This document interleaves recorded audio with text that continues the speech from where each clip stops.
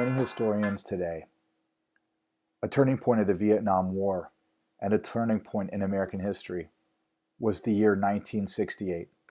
1968 was a year of mass protest across the world. In Chicago, Illinois, during the Democratic National Convention, mass protest. There were also mass protests in the streets of Paris, France in the spring of '68, as well as in the streets of Prague, Czechoslovakia, also in the spring of '68. In 1968, while he was running for president, Bobby Kennedy was assassinated. In April of 1968, Martin Luther King Jr. was assassinated. It seems like the whole world was about to catch fire in 1968.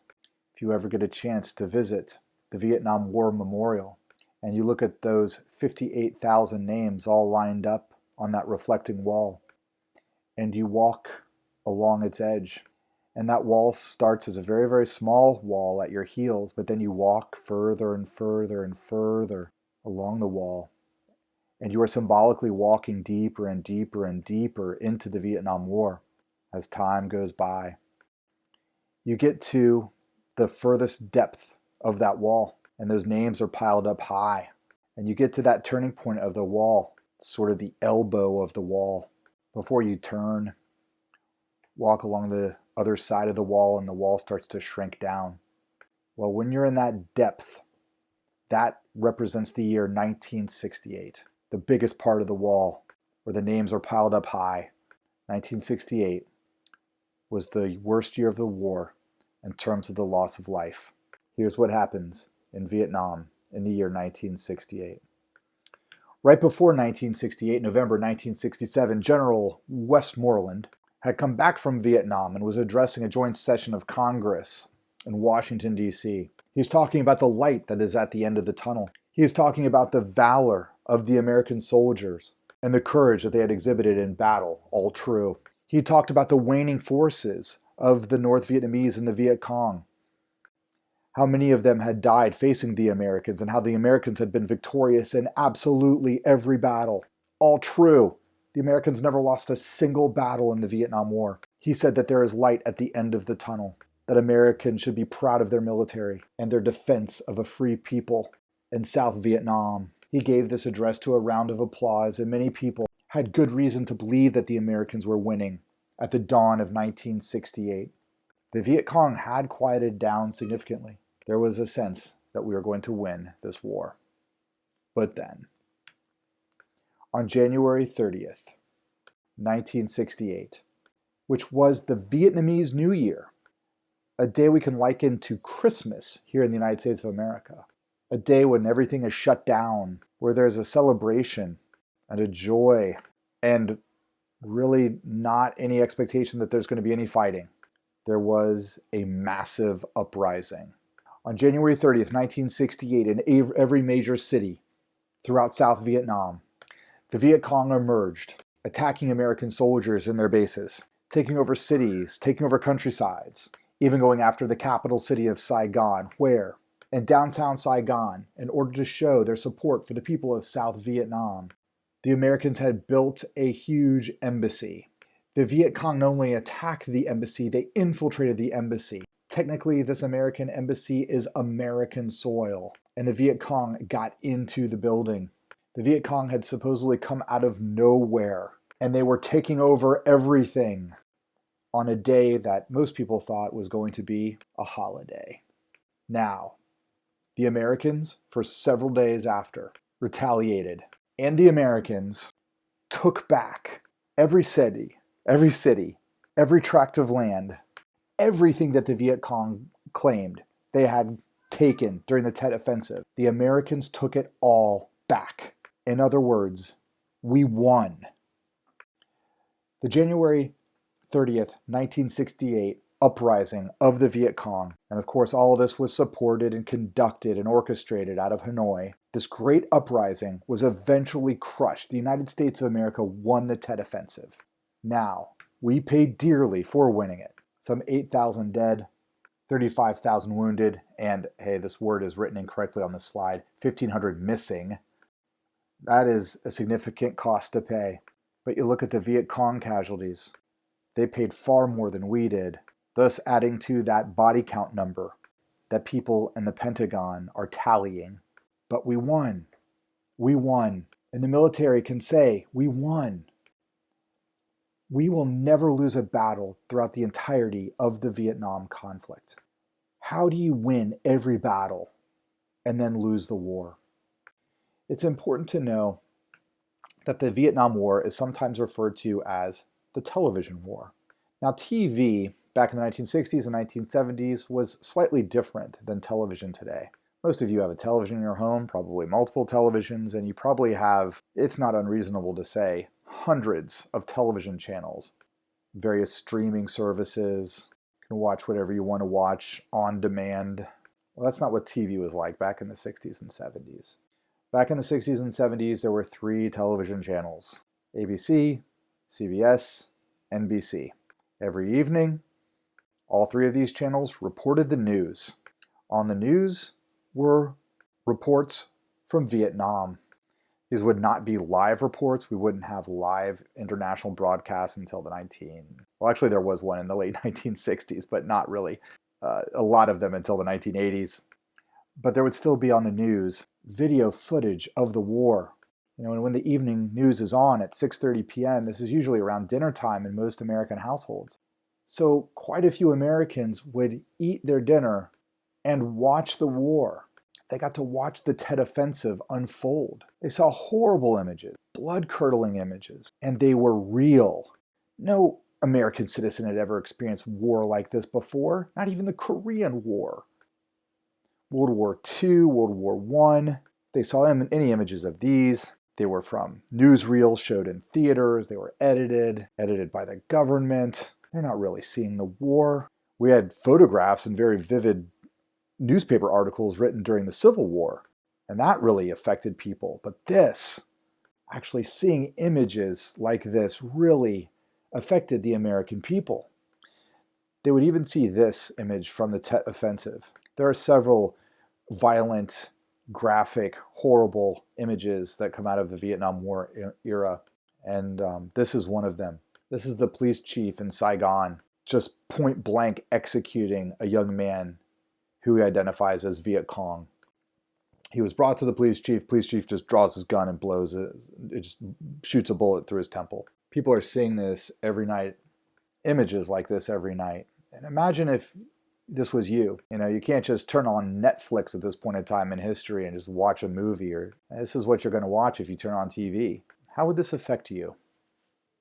Now, one individual that many Americans turned to in the Vietnam War era and throughout the entirety of the 60s, 70s, into the 1980s, was this individual who hosted the CBS Evening News. His name was Walter Cronkite. Walter Cronkite is an important news broadcaster in American history because he had the reputation of not just being a great broadcaster, not just being an individual who was very articulate, very intelligent, able to offer analysis on the spot, which any great broadcaster can do, or is at least expected to do. But Walter Cronkite had the reputation of being impartial. He was neither hawk nor dove. He could present the news fairly. I do hear a lot of people some people bemoan today, oh, we wish there was still a Walter Cronkite, somebody that Americans can turn to and say, yes, this is an individual who's reporting to us the truth. There are a lot of people who believe there are no Walter Cronkites today. But listen to this. This is Walter Cronkite's response to the Tet Offensive. He says this: "We are mired in stalemate. It is increasingly clear to this reporter that the only rational way out then will be to negotiate, not as victors, but as an honorable people who lived up to their pledge to defend democracy and did the best they could." This is Walter Cronkite losing faith in the war. Walter Cronkite greatly upset President Johnson. Johnson's response was, "If I've lost Cronkite, I've lost Middle America." President Johnson had harsher words for the president of CBS, which was, "I hope you men know that you just crapped on the flag of the United States." It's important to know the role that television played. and the American public's perception of the Vietnam War. Take a moment to think about how much you've seen on television with the war in Afghanistan. How much? Probably not a lot. If you had seen more, would that have affected how you think about it? All right. 1968 was an election year. Lyndon B. Johnson declared, surprisingly, that he was not going to run for office for a second term. This was interpreted by many Americans as President Johnson could no longer handle the Vietnam War. This had a blow to the morale of several soldiers. They're like, well, if he's allowed to give up, why can't we give up? When Johnson said he wasn't going to run again, it seemed like the Democratic candidate who most likely was going to take the Democratic nomination and may very well have won the presidency was Bobby Kennedy. But Bobby Kennedy, as I said before, was assassinated. And after that, there was really very little energy left in the Democratic campaign. The Democratic nomination went to Hubert Humphrey, who was Johnson's vice president. Humphrey didn't inspire a lot of excitement in the people, and this really opens the door to a Republican presidency in 1969. The 1968 Republican candidate is an individual who we've met several times before in American history, Richard Milhous Nixon. He first got famous as a senator from California in the 1950s for exposing Alger Hiss as having connection with Soviet spies. And then a little bit later on, he became Eisenhower's vice president for both of Eisenhower's terms.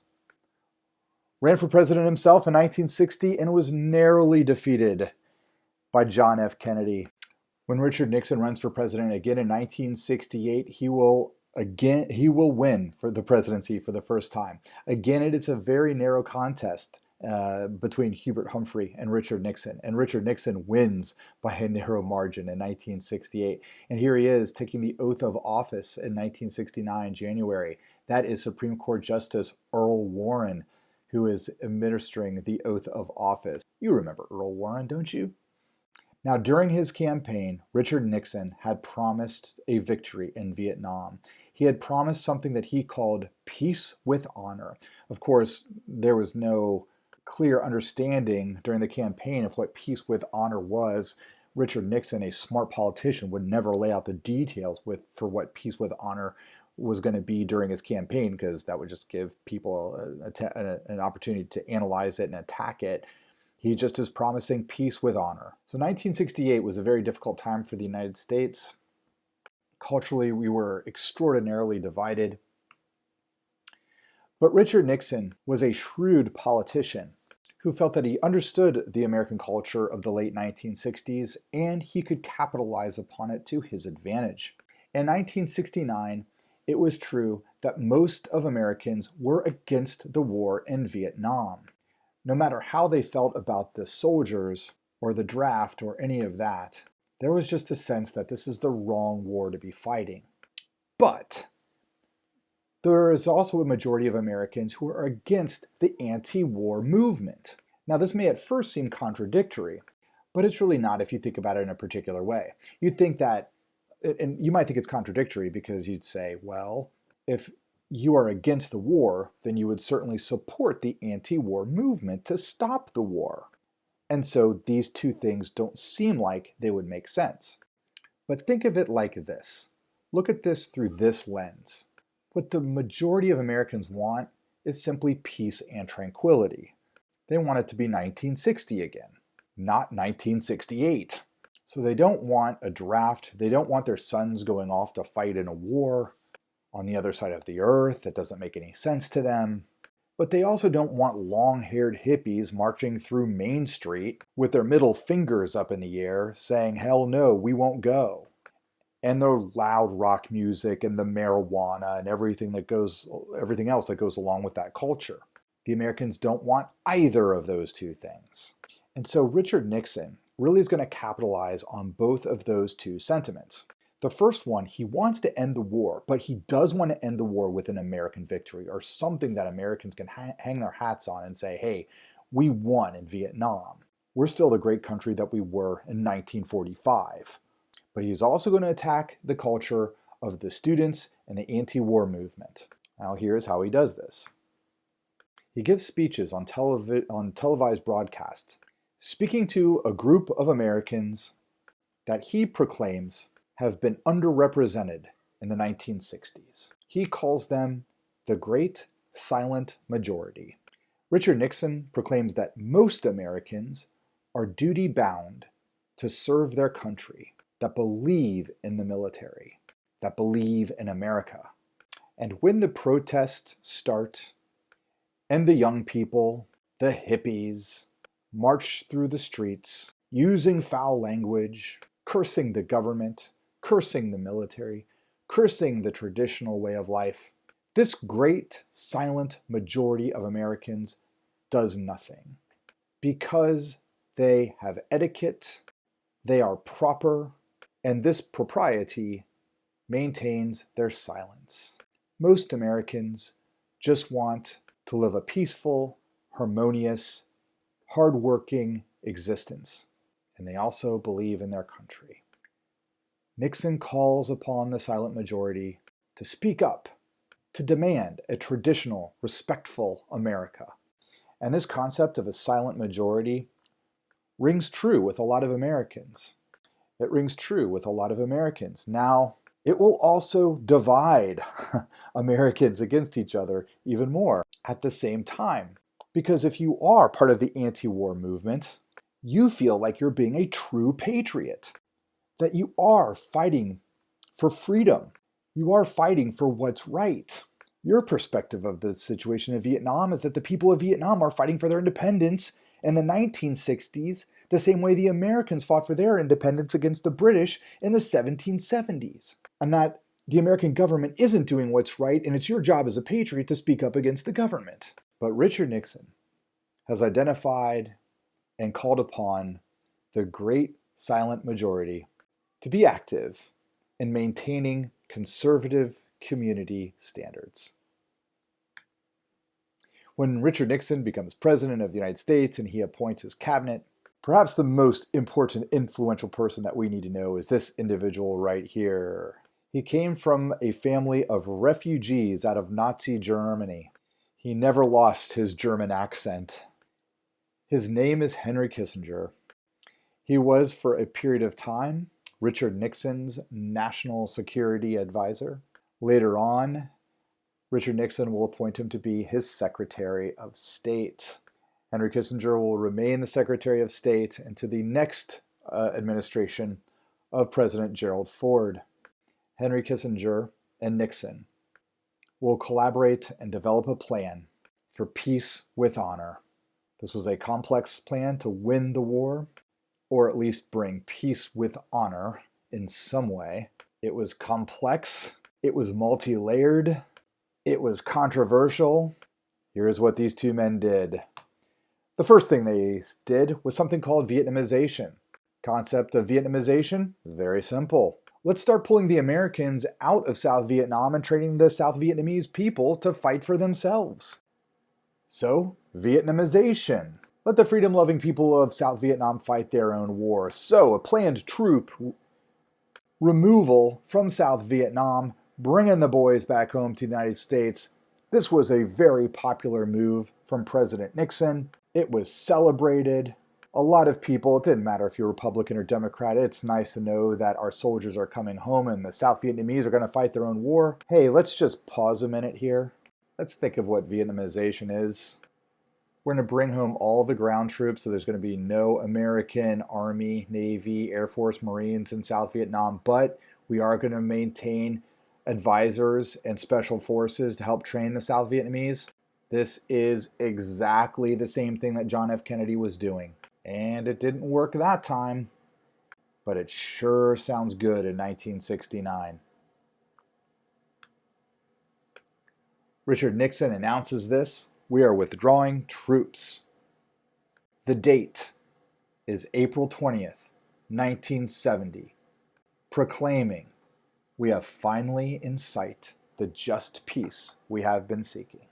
Now, as we pull out our troops, we certainly don't want to have the United States be seen as weak.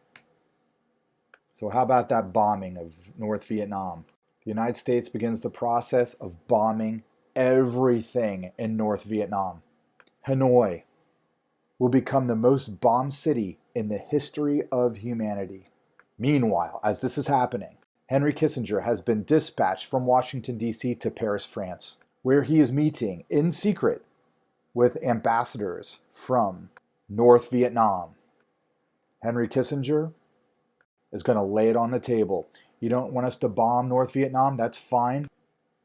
Here's the peace treaty. Agree you'll never take over South Vietnam. You do that, we quit bombing. You don't, we continue bombing. This is what's happening as literally millions of civilians are going to die throughout the sustained American bombing campaign of North Vietnam. Cities like Hanoi are going to be blown into rubble. It seems inhumane, but the Nixon administration feels that this is what we have to do if we're going to win this war. Now, there was one place in Hanoi that was not hit by the American pilots who were dropping bombs. And that was this facility, the prison where American POWs were held. The Americans had nicknamed it the Hanoi Hilton. This was a tongue-in-cheek nickname, naming a prison after a high-end hotel chain. In the Hanoi Hilton, this is where Americans were held. This is where many Americans were tortured. Most of the Americans that were captured and placed into the Hanoi Hilton were pilots. Pilots that were flying bombing missions over North Vietnam. If the anti-aircraft guns got them and they were able to parachute out to save their lives, they would face capture and imprisonment in the Hanoi Hilton. One of the concerns of Nixon and Kissinger was to get these POWs home. All right, so far we have Vietnamization, secret peace talks happening in Paris, France, and an increased bombing campaign in North Vietnam. The next move involves the Ho Chi Minh Trail. So, okay, here's what's going on. Now, again, I encourage you to be the President of the United States of America and imagine what you would do if you found out this information. So we're bombing North Vietnam, right? But most of the materials are coming from China and the Soviet Union. You know, the guns and the bullets and such. So that stuff's not spending much time in North Vietnam. It's getting shuttled into the Ho Chi Minh Trail. And then it's being taken down south. And before it goes into South Vietnam, men and material are being kept in Cambodia. So if you take a look at the map here that President Nixon is pointing at, he's talking about how in Cambodia, which is another country, there's warehouses full of machine guns, hand grenades, bullets, etc., that are eventually, after they get stockpiled enough, they're going to get snuck across the border into the hands of the VC and be used to kill Americans. Now, if you're the President of the United States of America and you know those caches of military supplies are there in Cambodia, what are you going to do? What are you going to do? You're just going to let them sit there until they come into South Vietnam? Or are you going to go get them? Now, President Nixon, exactly 10 days after he announces a major withdrawal of troops out of South Vietnam, announces that he's sending troops into Cambodia. He does this on a live television broadcast.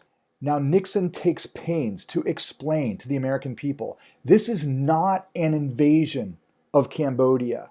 We are not taking over Cambodia, but it is imperative to capture these supplies and this supply lines to save American lives. So he does not call this an invasion. He calls it an incursion. And he sends 20,000 American troops into Cambodia. From the perspective of the American soldier, this was a horrible campaign.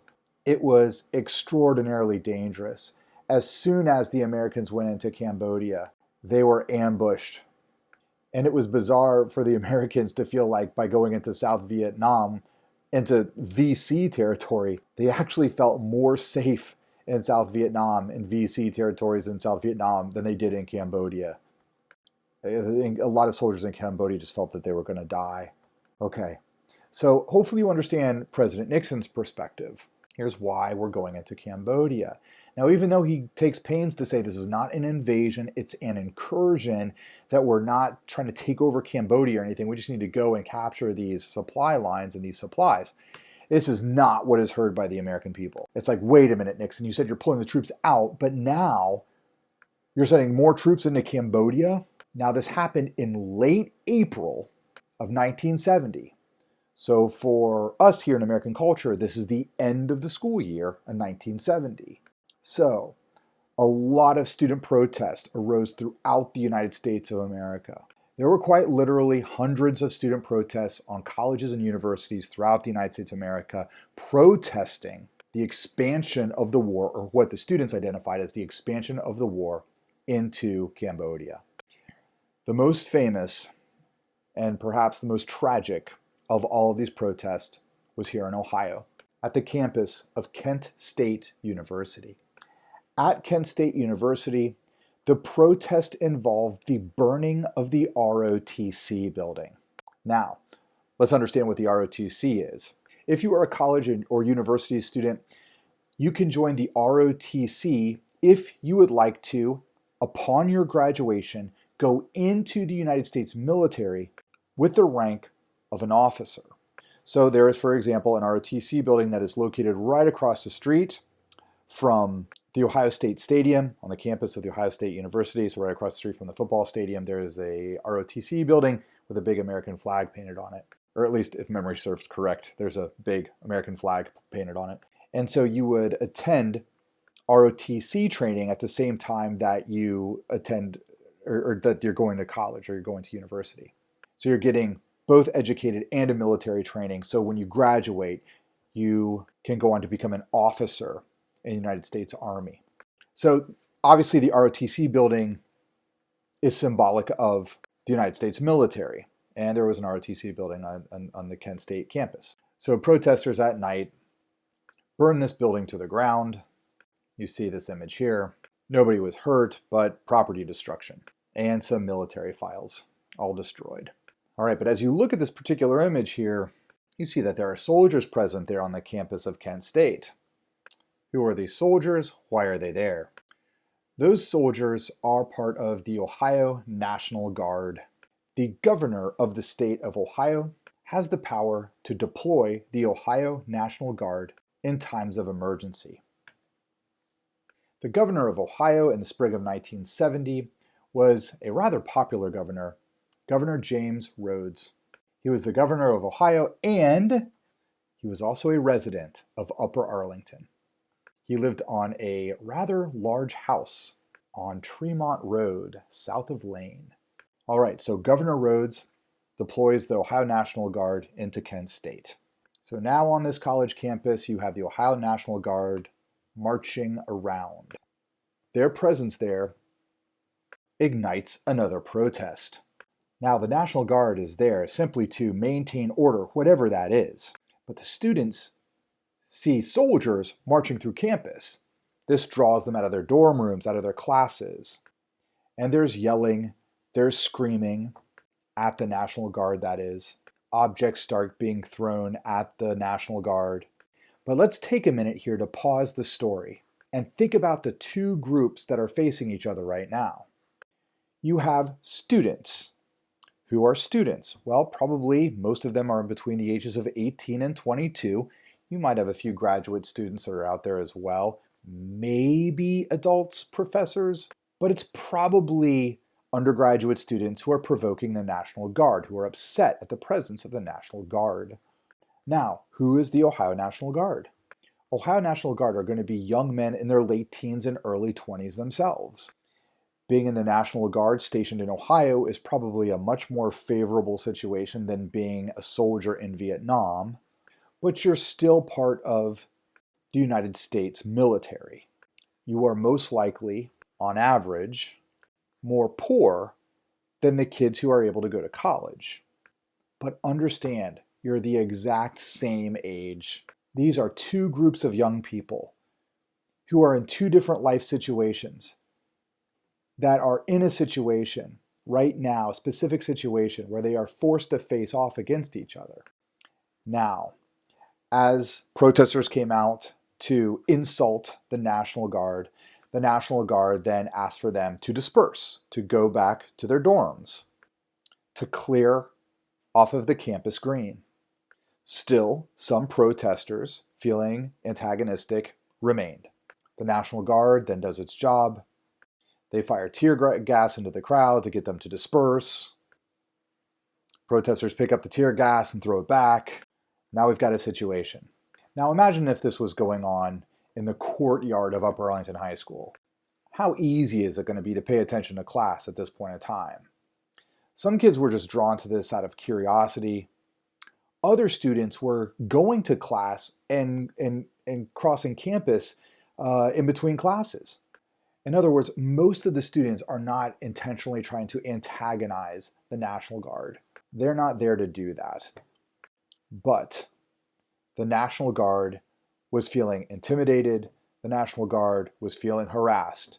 And so it happened that no order was given to fire upon the students. The soldiers had in their guns live ammunition, not rubber bullets. But somebody started firing into the students. Several National Guardsmen started firing into the students. The firing lasted for 13 seconds before the ceasefire order was heard and obeyed. When it was all over, 4 students were dead, several others were injured. This is perhaps one of the most famous images of the entire Vietnam War era. You see quite clearly the dead body of one of the students who was shot. Hovering over the body is a young lady. The young woman was not a student at Kent State. She was simply visiting. She's grabbing a passerby, screaming in a gesture of hopelessness. The sense of hopelessness, fear, and panic on this young lady's face seemed to capture, for many people, the mood of the spring of 1970, and maybe the entirety of the Vietnam War. What's also amazing is if you expand your focus of this image away from the girl and the dead body to the other students that are passing by, almost a sense of normalcy. They don't even really seem to know what just happened. This is one of the most profound and indelible images of the entire Vietnam War era. Hey, but just for what it's worth, you've probably seen this image before and you'll likely see it again. Understand, and here's something interesting to look for if ever you see this image again. Sometimes this image gets doctored up a little bit. If you look at the screaming woman, like behind her, there's a fence post. And just the way the photographer has taken this particular picture, it looks like the fence post is like a giant spike going into her head. And so sometimes this picture will be doctored and they'll airbrush out the fence post. So I don't know, every time I look at this picture, I always look for that fence post behind her to see if it's the real picture or if it's a doctored up version of this picture. Kent State. There were 4 students that were shot. 2 of them were male, 2 of them were female. 9 other students were injured. One student was shot through the back, bullet severed his spine, and he has had to spend the rest of his life in a wheelchair. One National Guardsman was mildly injured when a bullet grazed over his hand. This had a profound impact on American culture. The American military is now killing students. Being the end of the school year, early May of 1970, many colleges and universities shut down, especially as, in sympathy, other mass protests started developing throughout the United States of America as a response to Kent State. Kent State students were told immediately to pack up and go home. The school year is over. Other colleges and universities followed suit. In my own family history, this event took place 3 years before I was born. My mom and dad were both seniors in college. My mom was a senior at the University of Kentucky. My dad was a senior at the University of Miami in Ohio. Both of these schools sent students home. There would be no final exams, although my mom likes to joke that at the University of Miami, you didn't have to take final exams unless you had a C or lower in a class, and my dad had a C or lower in a class, so we had to come back and take final exams. But at the University of Kentucky, there was no graduation ceremony for 1970, so my mom never got to walk across any stage to receive her diploma. The diploma was mailed to her home, and my grandpa, her dad, was very upset. After all, he paid for her college. He wanted to see her graduate. Miami University, my dad did graduate there, was a graduation ceremony, but each college graduate was only allowed to invite four family members to attend the graduation ceremony. So colleges and universities shut down in response to the Kent State shooting. Now, how did the rest of the American public respond to Kent State? Well, most Americans at the time, when they were surveyed not long after this happened, felt very little sympathy for the students who had been killed or wounded. In fact, they blamed the students. Why were you protesting? Why were you out there? How dare you? You know, other kids your age are actually fighting in Vietnam. You should be so fortunate as to be at Kent State, enjoying the fruits of our free society, when other young men are in Vietnam facing the Viet Cong. And probably the worst thing you have to deal with is a difficult test. How dare you, Kent State students? Now, it was assumed that the students that were killed were students that were protesting, and that simply was not the case. It was not the case that there was this showdown with this lineup of protesters and a lineup of Ohio National Guardsmen facing each other. At the time, the National Guardsmen were marching in one particular direction, but the shots were fired when they turned around in the opposite direction and fired upon a crowd. That crowd was not actively protesting anything. These were shots that were most likely fired in anger and at random. But sadly, the families of the 4 students that were killed were harassed. They received hate mail. They received anonymous, spiteful phone calls, calling their son or daughter a communist who deserved to die. This was especially hard on the families that were grieving the loss of their children, and now being told by dozens of people your child deserved to die, their funerals being protested. It was too much for a lot of these families. Here's one example. One of the students who was shot dead at Kent State was William Schroeder, Bill Schroeder. He was from Lorain, Ohio, which is up on Lake Erie, a little bit west of Cleveland. Let's take a look at who this young man was. He was a basketball player, he was an Eagle Scout, and, hey, look at this, he was an ROTC student. An ROTC student, which means he was in training to become an officer in the United States Army and most likely was going to go and fight in Vietnam. If he was an ROTC, he wasn't drafted into anything. He was choosing to do this, which means he believed in the war in Vietnam. And he was shot. And he died. Now, I'm able to talk meaningfully about this young man because my wife happens to be from the town of Lorain, Ohio. And my wife's mom, this would be my mother-in-law, actually knew the Schroeder family. And she knew Bill Schroeder. And she talks about how after his death, his mom and dad became very insular. They didn't really go out in public anymore.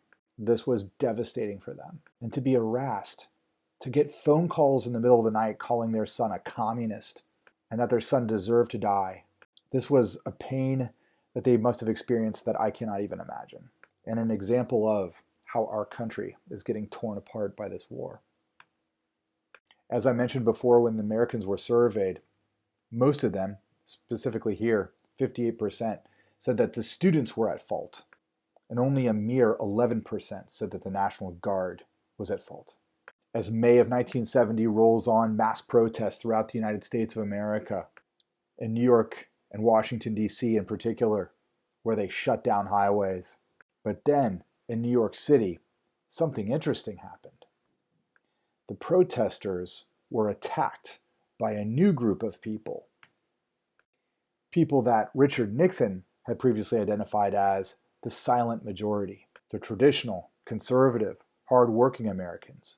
In New York City, a group of construction workers, mostly, calling themselves the Hard Hats, organized themselves to attack protesters of the Vietnam War and to have their own parade in support of the Vietnam War and President Richard Nixon. Now we have pro-war protests. The following year, in 1971, Daniel Ellsberg, remember him? This was Robert McNamara's aide in Vietnam, an individual who knew that Robert McNamara was lying and also knew that Robert McNamara had some serious personal doubts about the war. He also stole top secret information that he should not have taken out of the Pentagon. He took it out of the Pentagon, and he leaked all of this information to the New York Times. These series of stories, later published in book form, were called the Pentagon Papers. The Pentagon Papers contained all of the information that the United States government had about the situation in Vietnam from the Kennedy administration through the Johnson administration, and how the government lied to the American people or told misleading half-truths to the American people. The Tonkin Gulf incident, which really initiated full-scale war in Vietnam, was just the tip of the iceberg. Even Robert McNamara, as early as 1964, had grave doubts if the Americans could ever win this war. All this gets published. Some people look at Daniel Ellsberg as a hero for releasing this information, allowing the American people to finally know what the government knew. Other people look at Daniel Ellsberg as a traitor and as a criminal. After all, he stole information from the Pentagon and published it. This is top secret information. And he demoralizes the war effort. Now, the Pentagon Papers are released at the same time that Nixon is trying to implement the last method, if we can call it that, of his Peace with Honor pledge. Henry Kissinger has been meeting secretly with a delegation from North Vietnam in Paris. They are trying to work out a ceasefire and a peace treaty. Both sides want to see this war end, and they finally get it in January of 1973. So as the new year of 1973 dawns, almost all of the Americans in South Vietnam are going to start coming home. The document was the Paris Peace Accords of January 1973. So after all this time, after all this fighting, after approximately 58,000, after over 58,000 American dead and millions of Vietnamese dead, what then is the peace treaty that ends this war? Well, here it is. There will still be a North Vietnam and a South Vietnam. It will be divided along the 17th parallel, same as before. The Americans will cease bombing North Vietnam and remove all troops from South Vietnam, with the exception of a very limited number of a handful of advisors who will get to remain in Saigon. All Viet Cong and pro-communists are to remove themselves to North Vietnam. North Vietnam is also to release all prisoners of war who are to return home to the United States of America. Along the 17th parallel, there will be a demilitarized zone, a strip of land neither South nor North Vietnam, and that's it. If North Vietnam attempts to take over South Vietnam, the United States of America will begin a sustained bombing campaign of North Vietnam. That's it. That's the Paris Peace Accords of January 1973. Both sides agree to it. Both sides sign it. The Vietnam War is over. So all this fighting from the Geneva Accords of 1954 on, and the massive loss of life, it really all returns to status quo antebellum, the way things were before the war, a divided North and South Vietnam, with, let it be said, an unstable and unpopular South Vietnamese government in Saigon. How long will it last without American support? Now, with the end of the war and the sense that, why did we fight? There was one moment that was truly a joyous moment. The POWs are coming home. Look at this scene. These are American soldiers getting onto an airplane that the United States has sent to Hanoi. As they get on the airplane, they are told, you are returning home to the United States of America. Some of these men have been in prison for as long as 8 years. Many of them have been tortured, and now finally, they've survived. They've made it. They're coming home. Here's one of the more happy pictures of the Vietnam War era. The homecoming of the POWs. Likely, their families had not heard from them in years. Of all the POWs that came home, of all the POWs that had been imprisoned in the Hanoi Hilton, perhaps the one that would go on to become the most famous was John McCain. John McCain became a very popular Republican senator from the state of Arizona, the same state as the Republican Barry Goldwater. Senator John McCain also ran for president in 2000 and 2008, and was the Republican candidate for the presidency in 2008. He ran against and lost against Barack Obama. There's John McCain on the left, a picture of him coming home. He had been tortured in the Hanoi Hilton, and there he is being greeted by President Richard Nixon.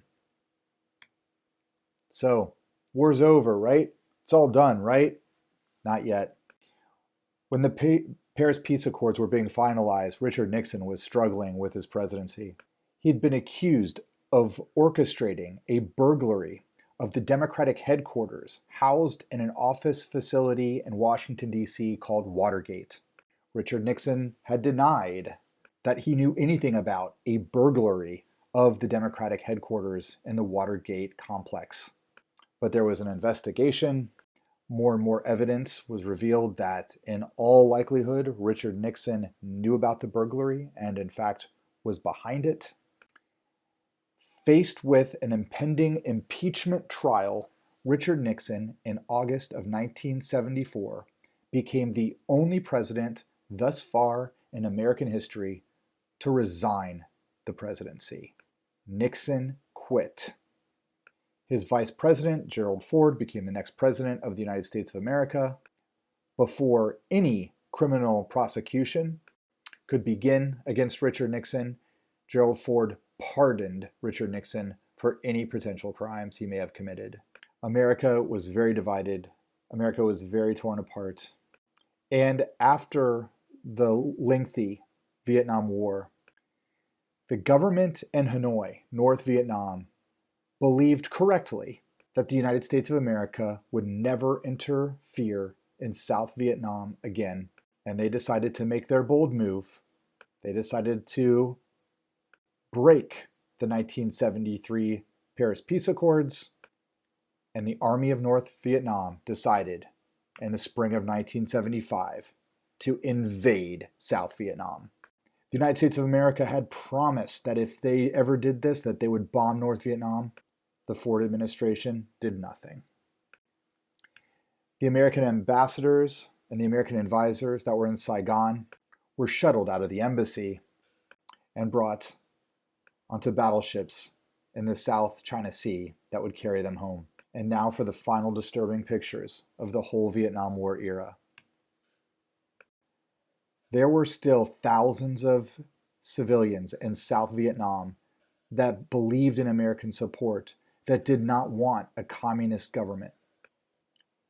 For those of them that were living in Saigon at the time, they rushed to the American embassy, begging the Americans, please take us, please take us.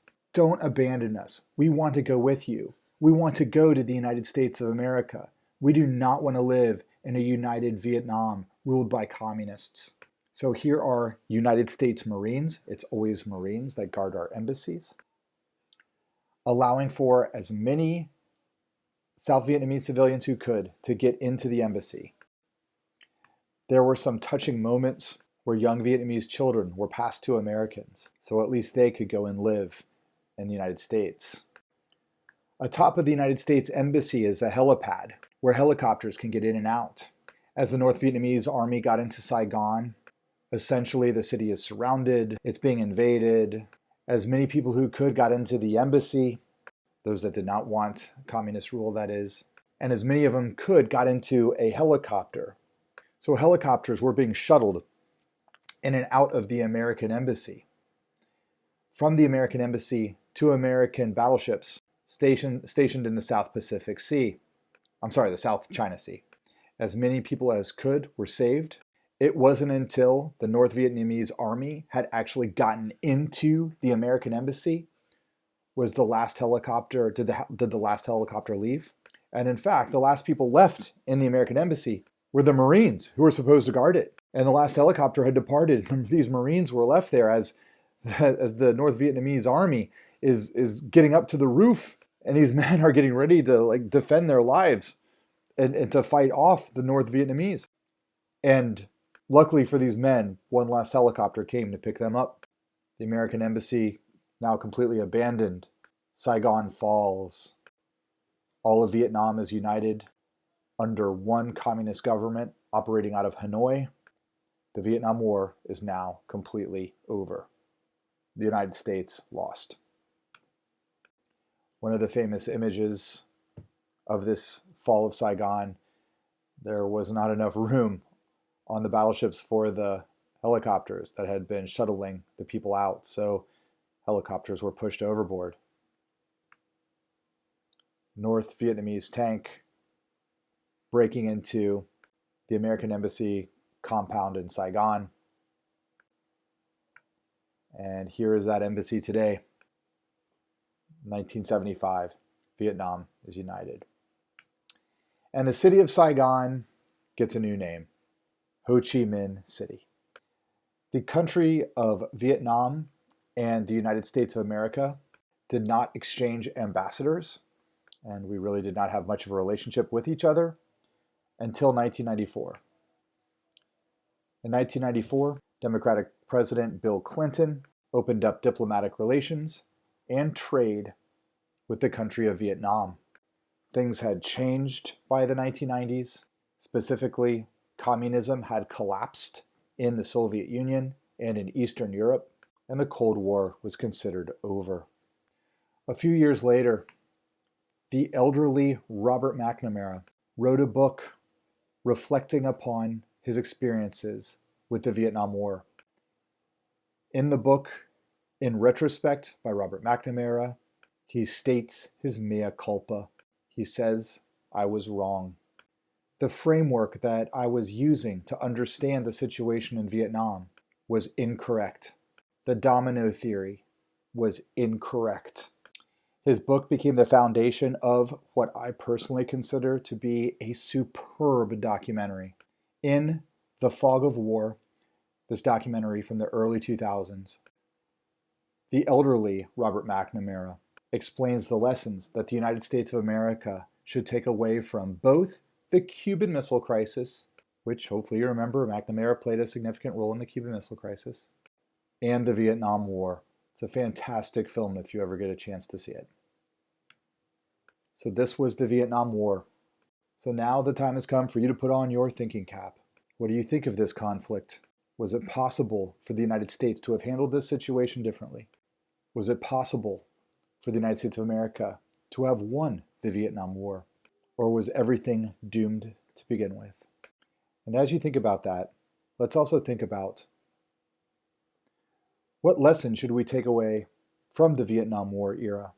Well, we should first remember that our knowledge of history can sometimes work against us, that the lessons of the past don't always apply to the current situation. Looking at Ho Chi Minh in the same way that we looked at Adolf Hitler, looking at the fight in Vietnam as the same fight in Korea, that doesn't help us. It hurts us. We also learn that America is not above losing, and that exceptional firepower, exceptional strength does not mean a sure victory. We can win every battle and still lose the war if the war is not the right war. The Vietnam War was the end of the era of American exceptionalism. When your grandparents went to school in the early 1960s and before, when those generation of Americans prior to the early 1960s went to school, they were likely taught that America is the greatest country in the world, that we were the greatest country to ever exist, that we have more freedoms than anybody else anywhere else in the world, and that our military is a force for good. This idea of American exceptionalism, for better or worse, will be challenged forevermore because of the Vietnam War. Vietnam humbled us. Vietnam instilled in us a skepticism about our own government. But probably what should be most remembered from this entire Vietnam War era are the veterans who fought there. The World War II generation is remembered as the greatest generation. They came home heroes, given parades. They eliminated the world of fascism. But the Vietnam War soldiers were just as courageous as the World War II soldiers. And this is just not my personal opinion. This comes from statements from Lieutenant Hal Moore, General William Westmoreland, the reporter Joe Galloway, and the reporter Neil Sheehan.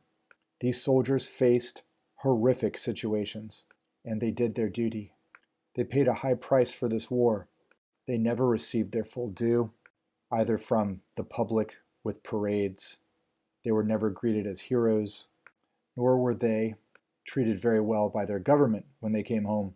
Healthcare, job opportunities, they will suffer from poor health and poor employment, and they fought just as hard and had just as many successes as our soldiers during the Second World War. These were men and they were women. There were an increased number of females that fought in the Vietnam conflict. Many women went into the Vietnam War as nurses. They were black and white, but disproportionately more black people died. They were of all ages, but disproportionately young. Most had been drafted into the war. The war as a whole traumatized our nation. It's a trauma from which we're still recovering.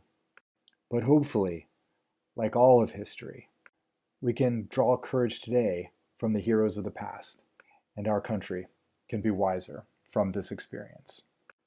All right, United States history students, this concludes my recorded slideshow lecture on the Vietnam War era.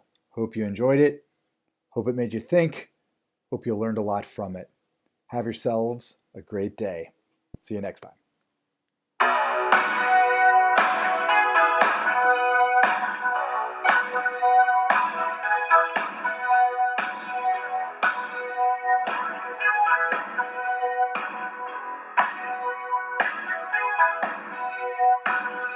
Born down in a dead man's town. The first kicker took us when I hit the ground. End up like a dog that's been beat too much till you smash.